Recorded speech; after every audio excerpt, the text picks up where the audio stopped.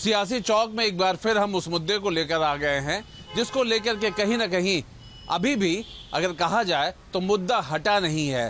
क्या वक्फ बोर्ड के जो संशोधन है वो ठीक हैं? कलवे जब्बात कहते हैं कि ये सरासर गलत है और सबसे बड़ी बात ये है कि अगर मंदिर के सोने को निकाल करके आम लोगों को दिया जाए तो गरीबी दूर हो सकती है। तो इस तरह के बयानों के बीच में हम यहाँ पर आ गए हैं कि वक्फ बोर्ड के संशोधन को लेकर के क्या ये माने कि ये सही है या फिर गलत है। जब्बात साहब जो कह रहे हैं कि ना इसे मस्जिद से लेना है, ना ईदगाह से, ना कब्रिस्तान से, ये एक संस्था है, सिर्फ उतने तक जोड़ करके ही रखें तो बेहतर है। दूसरी बात वो ये भी कहते हैं कि मंदिरों से अगर सोने चांदी निकाल दें तो यहाँ पर गरीब जो है और बेहतर जिंदगी जी लेंगे। वक्फ अधिनियम में जो संशोधन प्रपोज किया गया है यह बिल्कुल गैर संवैधानिक है, क्योंकि जो वक्फ संपत्तियां हैं, वक्फ संपत्तियों का एक्चुअली में किसी ने ये समझने की कोशिश नहीं करी गई कि वक्फ संपत्तियों का इस्तेमाल कैसे होता है। पुराने ज़माने में लोग अपने जो रईस ज़मींदार होते थे वो अपनी संपत्ति धार्मिक कार्य के लिए, शिक्षण कार्य के लिए और भी कार्यों के लिए अपनी संपत्तियां दान कर देते थे, वक्फ के स्वरूप दान कर देते थे ताकि वो संरक्षित रहें और उनका इस्तेमाल इसे जो धार्मिक उससे जोड़ा जा रहा है, मस्जिद से, ईदगाह से, कब्रिस्तान से, तो क्या ये सिर्फ बोर्ड तक माने या फिर जो धर्म का इसमें एंगल लाया जा रहा है ये सिर्फ वक्फ बोर्ड तक है। उसका एक मुतवल्ली होता है, मुतवल्ली जो होता है उसका इंचार्ज होता है, वो मालिक नहीं होता। तो क्या बोर्ड को पारदर्शी बनाया जा रहा है? बोर्ड पे रही है ना, आप जानकार हैं, बोर्ड के पीछे के उसमें बात पे क्यों जा रहे हैं? बोर्ड तक रही है, बोर्ड को शायद ट्रांसपेरेंसी में लाया जा रहा है, उसे ट्रांसपेरेंट बनाया जा रहा है। नहीं, ऐसा नहीं है। बोर्ड पहले से कलवे जब्बात साहब की बातों से बिल्कुल पहले से ट्रांसपेरेंट है बोर्ड। वक्फ बोर्ड में कोई नॉन ट्रांसपेरेंसी वाली बात नहीं ना। वो मंदिरों के अगर सोने चांदी निकाल लिए जाए तो उनका पॉइंट ऑफ व्यू होगा, वो हमारा पॉइंट ऑफ व्यू नहीं हो सकता है। देखिए, किसी के धर्म में इंटरफेयर करना नहीं चाहिए किसी अन्य व्यक्ति को। अच्छा, हाँ। थोड़ा आपसे बात कर ले, हालांकि आपने मना किया था, लेकिन आपका क्या कहना है? ये केवल सियासी मसला है और इसमें कुछ नहीं है। मेरा केवल इतना ही कहना है। ये केवल राजनीति है, जो राजनीति चलाई जा रही है वही राजनीति है और कुछ नहीं है। ना किसी का इसका बनना है, ना किसी का बिगड़ना है। कोई मकसद नहीं, बेमकसद। जब्बात साहब की बात कर कोई मकसद नहीं है। बोर्ड अपना काम कर रहा है, वक्फ अपना काम कर रहा है। ऐसे करके कई लोग छेड़े गए हैं, पर उससे कोई लाभ नहीं है। ये केवल राजनीति है, राजनीति के सिवाय इसके कुछ भी नहीं है। टेक्निकल बातों को तो आप और अच्छी तरह समझते हैं। स्ट्रक्चर को लेकर के बात हुई है, सेंट्रल पोर्टल की लेकर के बात हुई है, और वक्फ की ज़मीन इतनी ज़्यादा है, उसके एवज में उसका रिटर्न इतना नहीं है, और इस तरह के जो धार्मिक गुरु बोल दे रहे हैं। नहीं, उस पर देखिए, ये एक बात तो मानने वाली है। वक्फ की, वक्फ बोर्ड की बहुत सारी संपत्तियां ऐसी हैं जिस पे अवैध कब्जे हो रखे हैं और उनका जो रेंट है वो किराया कम आ रहा है, उतना किराया नहीं आ रहा जितना आना चाहिए था। बहुत क्रीम प्रॉपर्टीज़ हैं, लखनऊ में भी हैं, पूरे इंडिया में बहुत क्रीम प्रॉपर्टीज़ हैं वक्फ की, जो कि लोगों को बहुत कम दामों पे रेंट पे दी गई हैं। जो लोग रहते हैं उसमें उनसे प्रॉपर जो डिस्ट्रिक्ट मजिस्ट्रेट का एक अधिनियम होता है कि रेंट कंट्रोल का, कि उसके अकॉर्डिंगली रेंट मिलना चाहिए, वो नहीं मिल रहा है। मतलब आप इस बात को मतलब मानते हैं कि रेवेन्यू कलेक्शन वो कहीं ना कहीं कम है, बेहद कम है, और बेहतर अपलिफ्ट हो सकता है? बिल्कुल हो सकता है। According to the district magistrate जो रेंट कंट्रोल एक्ट है, अगर उसके अकॉर्डिंगली वसूला जाएगा तो बिल्कुल हो सकता है।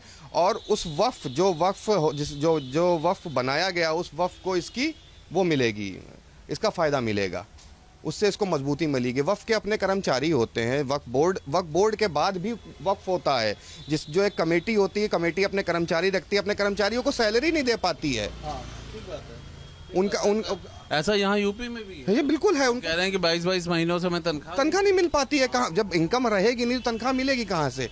तो ऐसे लोग भी विरोध करते हैं, जब नई चीज, नई व्यवस्था आ रही है, उनके रेवेन्यू को बढ़ाया जाए। तो इसके लिए पहले आप पब्लिक डोमेन पे उसको डालिए और पब्लिक से उसका व्यू ले लीजिए। हमारी ये सलाह है भारत सरकार को कि इसको पब्लिक डोमेन पे आना चाहिए।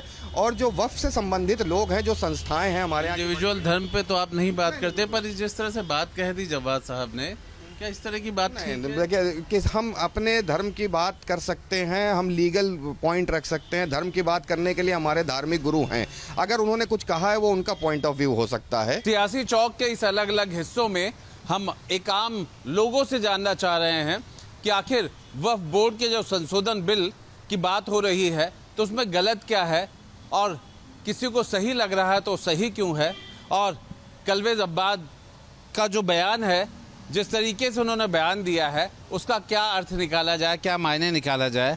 आप सब लोगों ने सब कुछ देखा सुना, बयान को भी और जो वक्फ बोर्ड के संशोधन बिल के उसकी बारीकियां भी। क्या लगता है, ज़रूरत थी, नहीं ज़रूरत थी, बयान जो इस तरह के आ रहे हैं आने चाहिए? उसके बाद जो मुस्लिम वक्फ बोर्ड का जो पूरा मुद्दा है, आज से करीबन मुझे लगता है 20 से 22 2002 के समय पे जो कांग्रेस की सरकार में, मुझे कंफर्म नहीं पता है, लेकिन जो देश में एक दाग दिया गया मुस्लिम वक्फ बोर्ड के नाम पे, आज अगर उस कलंक को हटाया जा रहा है तो हम लोग इसका स्वागत करते हैं।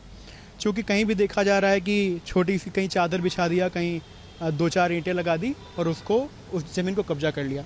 देश की बहुत बड़ी प्राइम प्रॉपर्टीज़, शायद ताजमहल भी आज मुस्लिम वक्फ बोर्ड के हिस्से में है।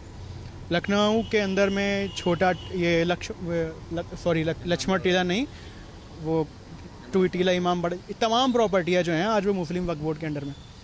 ये भारत देश की सरकार की हो सकती हैं, इनसे अच्छा जनरेशन हो सकता है पैसों का, लोगों के हितों में आ सकती हैं। जैसे भारत देश में तमाम ऐसे मंदिर, प्राइम मंदिर हैं जो आज मुझे नहीं लगता है कि अभी कोरोना काल हम लोगों ने गुजरा और मुस्लिम वक्फ बोर्ड से शायद मुझे लगता है इतनी बड़ी प्रॉपर्टी शायद रेलवे के बाद या टॉप 5 में आती है ये। लेकिन कोरोना के टाइम पे मुझे लगता है कि शायद 1 करोड़ रुपए भी किसी मुस्लिम वक्फ बोर्ड के नेता या मुस्लिम वक्फ बोर्ड से नहीं निकला होगा कि जाके किसी गरीब को या किसी पीड़ित को 1 रुपए का दान दिया जा सके या किसी। लेकिन वहीं तमाम देश के मंदिर, चाहे सोमनाथ मंदिर से लेके पटना के तमाम मंदिर ना करोड़ों करोड़ रुपए दान दिए। उसके अलावा अभी मैंने कोई इनके जी इसको एक बात बताइए, इसे मंदिर मस्जिद से ही जोड़ के देखें, मतलब जैसा ये कह रहे हैं कि हमने करोड़ों दिया, उन्होंने कुछ नहीं दिया। मैं इसको मंदिर मस्जिद से ऊपर उठ करके भ्रष्टाचार के तौर पे देखूंगा।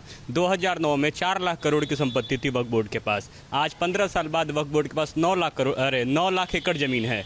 तो मैं तो सरकार से मांग करता हूं कि जांच करानी चाहिए कि संपत्ति इतनी अचानक से कैसे बढ़ गई, इसके पीछे क्या राज है। और जहाँ तक बात है कल्बे जवाद के बयान की कि कहीं मंदिर रख दिए तो मूर्ति रख दिए तो मंदिर हो गया, तो सरकार उसको नहीं पूछती है। अरे क्यों नहीं पूछती है? और सिर्फ मूर्ति रख देने से मंदिर नहीं होता है, मंदिर की प्राण प्रतिष्ठा होती है, लोगों की आस्था होती है, एक प्रॉपर प्रक्रिया होती है मंदिर की। और कौन सी मंदिर है जिसके पास 9 लाख, भारत देश में कौन सा ऐसा मंदिर है जिसके पास 9 लाख एकड़ की ज़मीन है? वक्त के पास तो है, क्यों वक्त के पास इतनी ज़मीन है? क्या करते हैं उन ज़मीनों का? जहाँ मन किया वहाँ चादर रख दिया, वहाँ किसी की कब्रिस्तान बना दिया, कह दिया कि हमारा है। कल को इनको सपना आ गया, सूरत की नगर निगम का जो मुख्यालय है उसको ये कहते हैं कि हमारी वक्फ बोर्ड की ज़मीन है। क्यों? क्योंकि मुगल काल में ये सराय हुआ करती थी। अरे तो मुगल जिस रास्ते से थे, क्या वो रास्ता भी आप कब्जा लेंगे? कहेंगे कि मुगल हमारे पूर्वज हैं, इधर से आए थे इसलिए हमारी ज़मीन हो गई। ये कौन सी बात हो गई? क्या मंदिरों का सोना अगर निकाल करके लाया जाए तो सारे गरीब अमीर हो जाएंगे, ऐसा भी बयान दिया गया है? तो ऐसा भी बयान हमारी तरफ से भी आता है कि इसमें उनको 100 करोड़ 200 करोड़ ना जाने कितने का उनको हर महीने, वो हर साल के हिसाब से बजट पेश होता है, तो उनके लिए भी बजट जाता है। इस चीज़ पे भी ध्यान दिया जाए, वो भी इस चीज़ को लेके करें। और मंदिरों का कौन सा पैसा इन लोग, ये क्या कहते हैं, पैसा या सोना मंदिरों में रह जाता है, वो तो बाहर जाता ही है। कौन से मंदिर का पैसा है नहीं जो सरकार के पास नहीं जा रहा है? जो भी आता है सब सरकार के पास जाता है। बहुत सारे जितने भी मंदिर हैं हमारे पास, मंदिरों में बहुत सारे स्कूल भी बच्चों को पढ़ाया जाता है। जैसे कुछ आजकल के समय में जो संस्कृत की चीज़ें ख़त्म हो रही हैं वो बहुत सारे मंदिरों में पढ़ाई जा रही हैं। और बहुत सारे ऐसे मंदिर हैं जो दूर दूर जाके उसके लिए क्या बोलते हैं, भोजन का प्रबंध भी करते हैं, बहुत दूर दूर तक गरीबों के लिए चादरों का भी प्रबंध करते हैं।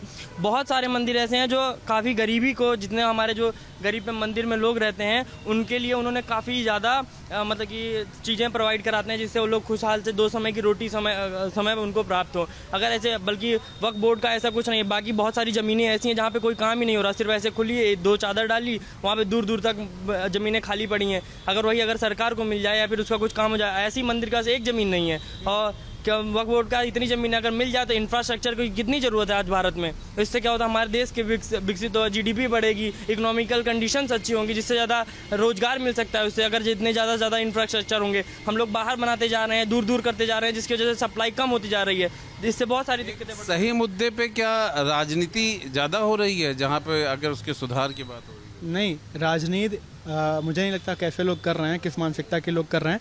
पहले मैं सोने का एक जवाब देना चाहता हूँ। आज से कुछ हज़ार वर्ष पूर्व या कुछ सौ वर्ष पूर्व कुछ लुटेरे, कुछ भिखारी आए थे और इन्हीं मंदिरों के सोने को लूट के आज वो पूरे विश्व में शरण पा के घूम रहे हैं। नाम लेने की कोई आवश्यकता नहीं है, आप सब जान रहे होंगे सोमनाथ मंदिर का कितनी बार इन्होंने विध्वंस किया, वहाँ से कितने टन सोना लूटा होगा। आज ये कुछ ब्रिटेन की वहाँ पे हमारे यहाँ के हीरे जवाहरात सोने तमाम रखे हैं। तो हमारे देश की चीज़ों ने, हमारे देश की संपदा ने सदैव इन छोटे छोटे मानसिकता के लोगों को पोषण देने का काम किया है, पालने का काम किया है। आज उसी सोने की जब बात चलती है तो मैं तमाम ऐसे एग्जाम्पल गिना देना चाहता हूँ। पटना का हनुमान मंदिर आज कैंसर जैसे तमाम अस्पताल चला रहा है। ऐसे तमाम हमारे जगन्नाथ मंदिर में तमाम ऐसे प्रसाद बढ़ते हैं जहाँ से लाखों लोग, हज़ारों लोग डेली का खाना खाते हैं। तो हमारे मंदिरों से जब भी आरती के अंत में एक बात निकलती है कि विश्व का कल्याण हो, हम लोग कभी ये बात नहीं कहते हैं कि हमारा कल्याण हो, सिर्फ हमारा कल्याण हो। हम लोगों में तमाम सारी अर्चना करने के बाद में अंत में हमारा जो शब्द निकलता है कि विश्व का कल्याण हो और लोगों में सद्भावना की जागृति हो। तो हम लोग सदैव लोगों के हितों की बात करते हैं। स्वयं ऐसी ज़मीनों को कब्जा कर लेने के विरोधी हैं हम। इन चीज़ों के ज़मीनों पे कब्जा नहीं होना चाहिए, किसी चद्दर डाल के या कोई 4 ईंटें अगरबत्ती लगा देने के। और अगर ये बिल पास होता है तो हम लोग इसका पुरजोर स्वागत करेंगे। और ये बिल आया भी तो मुझे लगता है इसका भी आप लोग समर्थन ही कर रहे हैं ना? बिल्कुल समर्थन कर रहे हैं हम लोग। तो अभी पटाखे भी दंगाएंगे हो सकता है। सियासी चौक में हम युवाओं से मिल रहे हैं और अलग अलग लोगों से बात कर रहे हैं। कहीं ना कहीं हर एक के विचार अलग हैं, लेकिन बात एक तो साफ है कि अगर सरकार कुछ इस तरह का कदम उठा रही है जिससे व्यवस्था साफ साफ दिखाई पड़े, या फिर किस तरह से व्यवस्था चल रही है उसे और बेहतर किया जाए, तो शायद यहाँ